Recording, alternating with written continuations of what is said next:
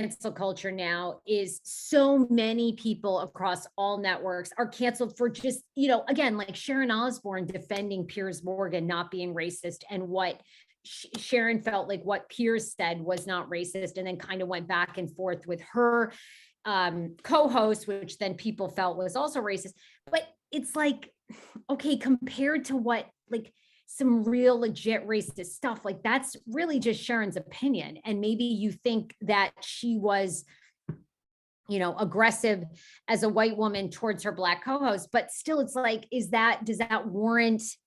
I mean, I think people are just so tired of the scale of it. It's like, yeah, I'm kind of, people want to speak out and say what you want, but Kelly and Rick make plenty of money on their unmasked platform. There you go, Kelly.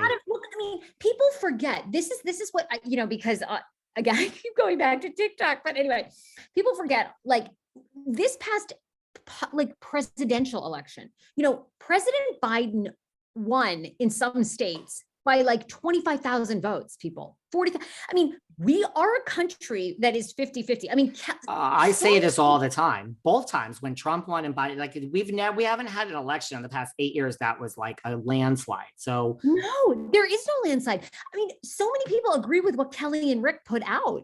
I don't, but that doesn't mean they have enormous support. People cannot be told to not speak their opinion. They will revolt. That is where we're at.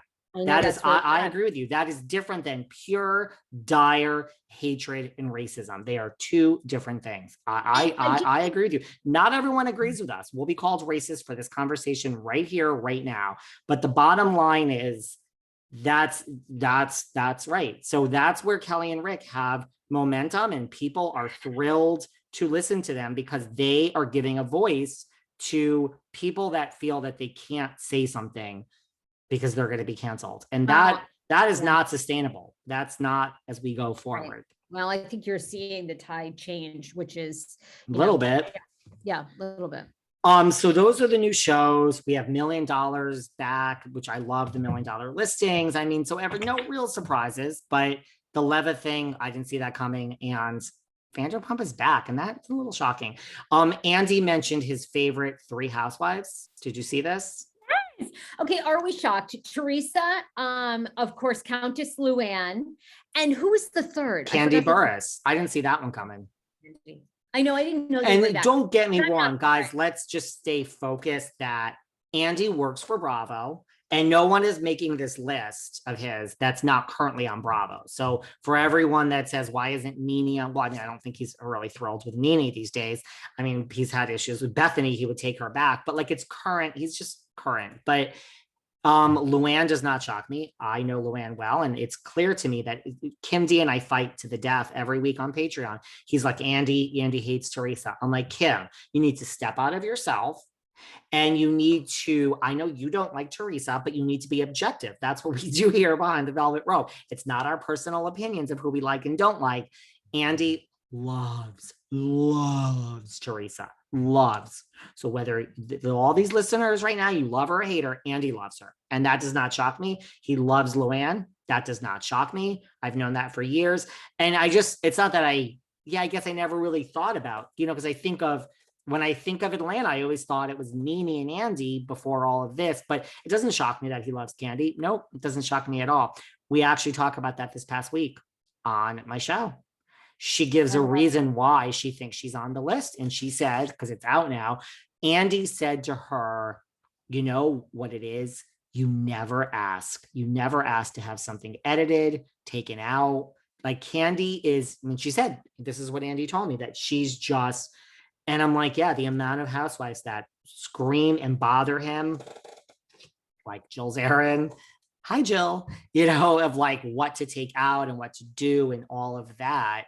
It just, so yeah, Kandi doesn't ask. She's like, look, and I'm the same way.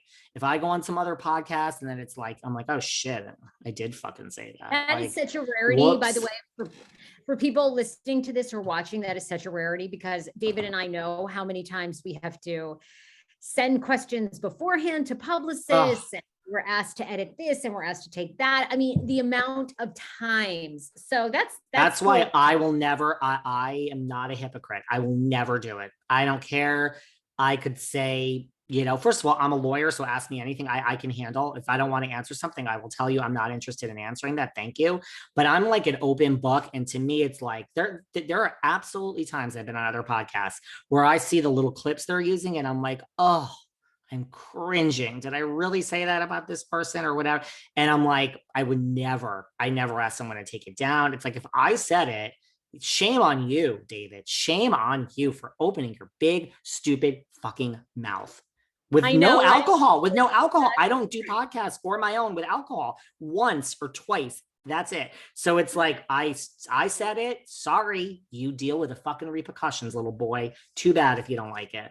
So that's why, but it doesn't shock me. Nope, it doesn't shock me that they're on the list. Look, I think from the New Jersey reunion, when Andy walks in the back, we have been with this family, the Gorgas and the Giudices, from the beginning. He loves Teresa. And I do think he understands, like, this woman. I mean, Kim is like, well, what did she give up? She's been making millions of dollars. It doesn't matter what she gave up. She's led us into her life for all these years that Teresa's not going anywhere ever. She is the most protected housewife. And you could argue, well, like, Luann isn't on the TV anymore because Roni, and she is fired from Roni. She is. They all are.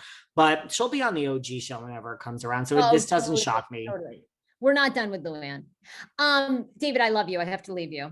That is fine. We really got to everything. And can I just say, next week when we talk, a little teaser nugget for next week, we got a deep dive into Ashley's provocative photos on RHOP and date, honey. And Miss Mia Thornton is feuding with the professor, Miss Osefo. So we have to dig into that and what's going on. Like Potomac, we've got a feud between Wendy and Mia. I have a whole kind of, I don't know, theory. Prediction. I have a whole theory with Ashley Darby, a whole prediction with her. Also next week, I'll have some scoop for you because Giselle and Robin are doing the Reasonably Shady podcast live in Silver Spring, Maryland, my old stomping grounds, at AFI Theater. So I will get some scoop on how this show goes. I almost wonder if I think this is their first live podcast taping. Maybe they've done another one, but not that I've seen. So this is pretty big for the women. So I'll get some scoop and see how it went. If I had the energy, I would just get on a train and go down there because it's really close by, but I don't have the time this week because we have shows to do for these lovely people. But get some tea from that. Get some tea. Where can everyone find you? You can find me behind the velvet rope. I love it. I mean, look, I love doing this show with you, and the audience is amazing. And I get so many great messages from people that love us together, and we love you guys. So thank you for listening and sharing this podcast. The Sarah Fraser Show, I put out new podcasts Monday through 7 days a week, and at The Sarah Fraser Show on TikTok.